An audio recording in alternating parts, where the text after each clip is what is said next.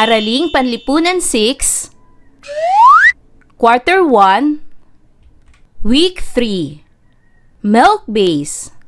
Ang paksa ng ating aralin sa araw na ito ay mga dahilan at pangyayari sa panahon ng himagsikang Pilipino.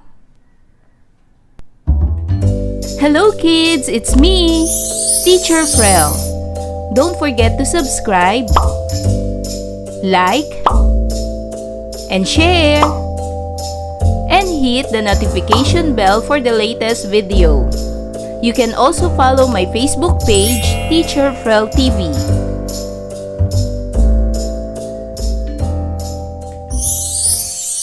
Kumusta mga bata? Sa araw na ito ay pag-aaralan natin sa asignaturang Araling Panlipunan ang mga dahilan at pangyayari sa panahon ng himagsikang Pilipino. Para sa most essential learning competencies, nasusuri ang mga dahilan at pangyayaring naganap sa panahon ng himagsikang Pilipino. Ang araling ito ay nakasentro sa mga dahilan at pangyayari sa panahon ng paghihimagsik ng mga Pilipino laban sa kolonyalismong Espanyol.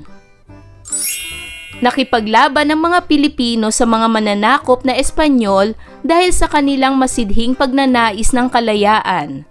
Bagamat maraming kakulangan sa armas at kaalaman sa pakikipaglaban, ay ipinagpatuloy pa rin nila ang pakikibaka upang matamo ang kanilang layunin. Sa nakaraang aralin ay iyong pinag-aralan ang pagkakatatag at pagkabigo ng mapayapang kilusan ng propaganda. Gayun din ang pagkatatag ng katipunan, ang ginampanan nito sa pagsusulong ng rebolusyon at ang dahilan ng pagkabunyag nito.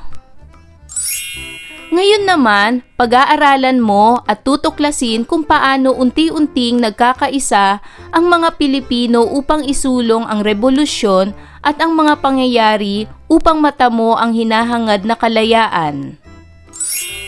Masusuri mo rin sa mga aralin kung naging matagumpay ba ang mga Pilipino sa pagtatanggol laban sa mga mananakop na Espanyol.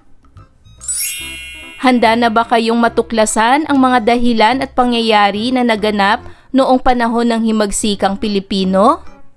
Ano kaya ang mga naganap noong panahon ng pakikipaglaban ng mga Pilipino?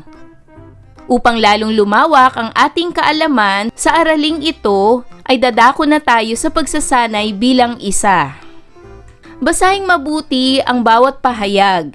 Ilagay sa loob ng bilog ang bituin kung ikaw ay sumasang-ayon, at araw naman kung hindi ka sumasang-ayon. Bigyan ng maikling katuwiran o paliwanag ang iyong sagot.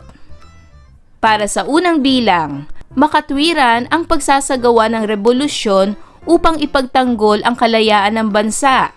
Ikaw ba ay sang-ayon o hindi sang-ayon? Ang aking sagot ay bituin, sang-ayon. Sang-ayon ako dahil pinagmalupitan nila ang mga Pilipino at inalisan nila ng karapatang mamuhay ng maayos sa sariling bansa. Pangalawa, mahalaga ang pagkakaisa upang maging matagumpay ang anumang pag-aalsa. Isa ito sa mga naging kakulangan ng mga Pilipino noong panahon ng kanilang pakikidigma. Ikaw ba ay sang-ayon o hindi sang-ayon? Para sa aking sagot ay bituin, sang-ayon. Sang-ayon ako dahil ang pagkakaisa ng mga Pilipino ay magiging susi ng tagumpay upang matalo ang kaaway. Dapat ay may iisang layunin at pananaw at may paninindigan. Pangatlo, nagdulot ng takot sa mga Pilipino matapos ang pagkatuklas ng katipunan. Ikaw ba ay sang-ayon o hindi sang-ayon? Ang aking sagot ay bituin, sang-ayon. Sang-ayon ako dahil sa panahong iyon ay naisip nilang wala na silang tagapagtanggol at sila ay lalong pahihirapan ng mga Espanyol bilang ganti sa mga revolusyonaryo. Pang-apat, ang pagkamatay ni Rizal ay nagpasiklab ng damdamin ng mga Pilipino upang makipaglaban sa mga Espanyol. Ikaw ba ay sang-ayon o hindi sang-ayon? Ang aking sagot ay bituin, sang-ayon. Sang-ayon ako dahil si Rizal ay naging tagapagtanggol ng mga Pilipino laban sa mga Espanyol. May mabuti ring puso si Rizal sa kanyang kapwa, kaya siya ay minahal ng mga Pilipino.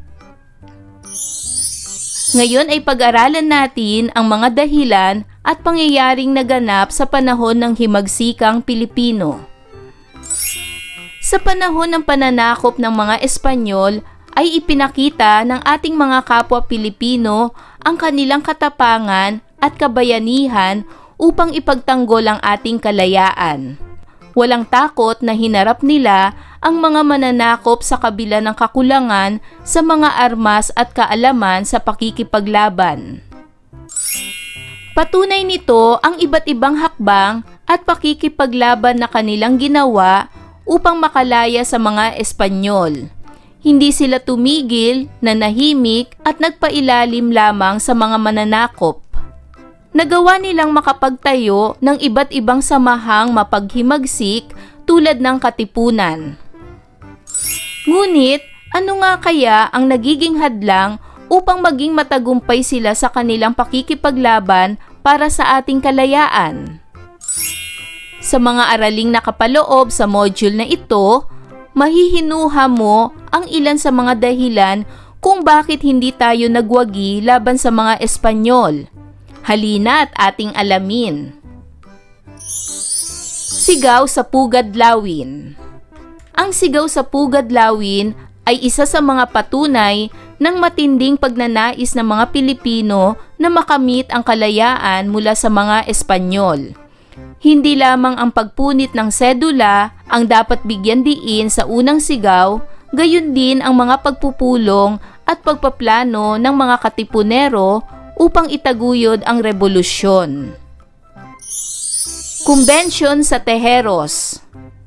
Ang layunin ng kumbensyon sa Tejeros ay upang ayusin ang hindi pagkakaunawaan sa pagitan ng dalawang pangkat ng katipunan sa Cavite at upang bumuo ng isang revolusyonaryong pamahalaan.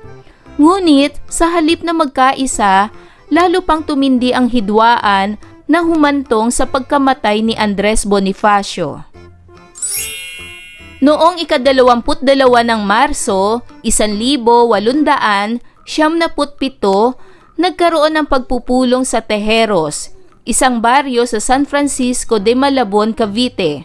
Ang dalawang paksyon ng katipunan sa lalawigan, ang magdiwang na pinamumunuan ni Mariano Alvarez, tiyuhin ni Andres Bonifacio, at ang magdalo na pinangungunahan ni Baldomero Aguinaldo, pinsan ni General Emilio Aguinaldo. Ito ang tinatawag ngayong Kumbensyong Tejeros. Layunin ng kumbensyong ito na bumuo ng mga plano at pagkilos upang palakasin ang depensa sa Cavite. Gayunman, sa halip na talakayin ang nasabing dahilan ng pagpupulong, nagdesisyon ng mga lider ng katipunan sa naturang probinsya na magtatag ng bagong revolusyonaryong gobyerno kapalit ng katipunan at maghalal ng mga opisyal para dito. Tinutulan ni Bonifacio ang inisyatibang ito at ipinuntong may konstitusyon at gobyernong kasalukuyang umiiral, ito'y ang katipunan. Gayunman, nanaig ang kagustuhan ng mga Kabitenyong magdalo. Bagamat atubili, pinanguluhan ni Bonifacio ang eleksyon sa garantiyang igagalang ng nakararami kung anuman ang maging resulta nito.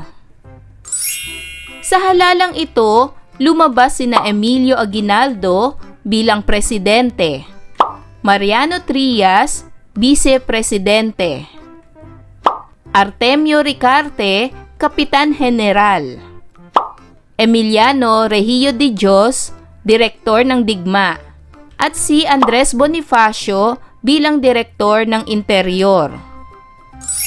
Gaya ng pambabaliwala sa orihinal na agenda ng kumbensyon, ang pagkakahalal kay Bonifacio ay inusisa ni Daniel Tirona at sinabing tanging may pinag-aralan lamang ang maaaring mag-okupa sa nasabing posisyon.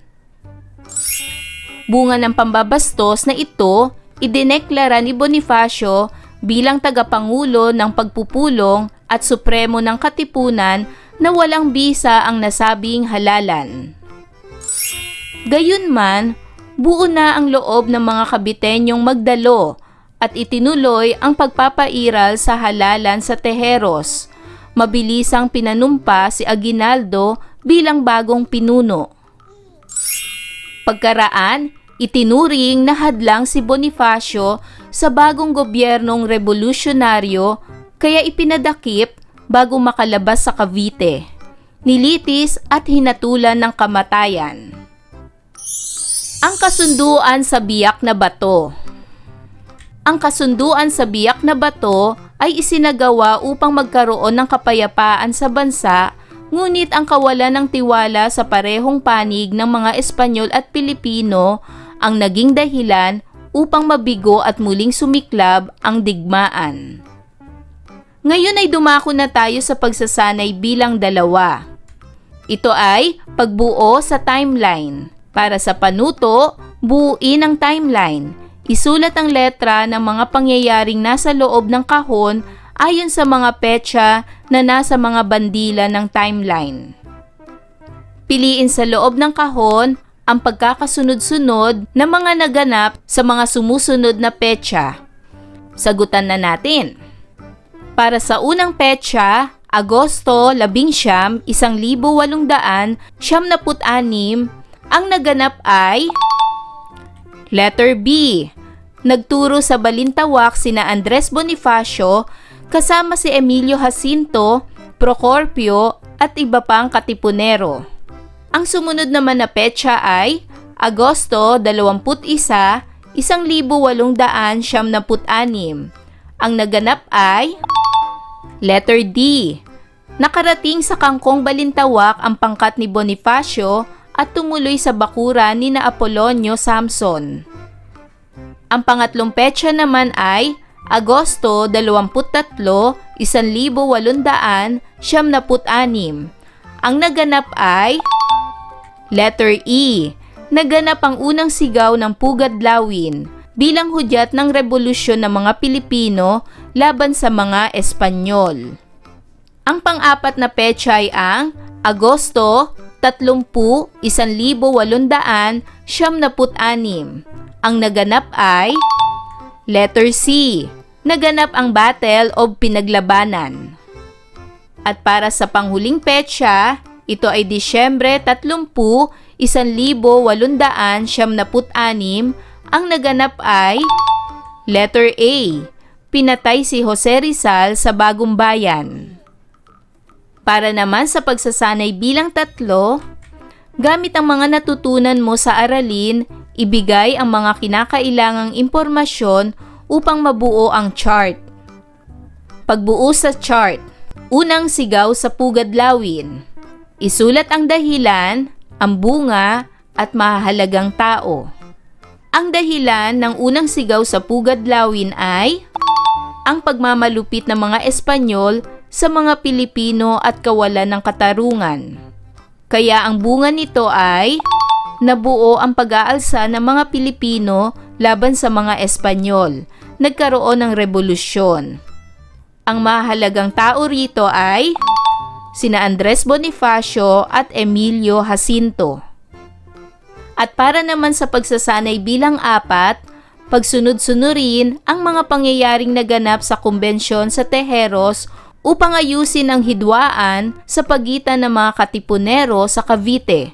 Lagyan ng bilang 1 hanggang 5 ang mga bilog ng tamang pagkakasunod-sunod ng mga pangyayari. Ang unang bilang ay inimbitahan ang Supremo Andres Bonifacio upang ayusin at pagkasunduin ang sigalot sa pagitan ng magdiwang at magdalo. Ang pangalawang bilang naman ay itinuloy ang kumbensyon at naganap ang eleksyon kung saan pinagbotohan kung sino ang mamumuno sa pamahalaang revolusyonaryo. Ang pangatlo ay nahalal na Pangulo si Emilio Aguinaldo at Direktor ng Interior naman si Andres Bonifacio. Ang pang-apat ay, tinutulan ni Daniel Tirona ang resulta ng halalan at nilait ang pagkatao ni Bonifacio. At ang panglima ay, nagalit si Bonifacio kaya umalis siya at nagtatag ng sariling pamahalaan. Ayan mga bata, naunawaan niyo ba ang ating aralin sa araw na ito? Kung ganon, magaling! Mga bata, sana'y marami kayo natutunan sa ating aralin. Hanggang sa susunod na video lesson, paalam! Thanks for watching!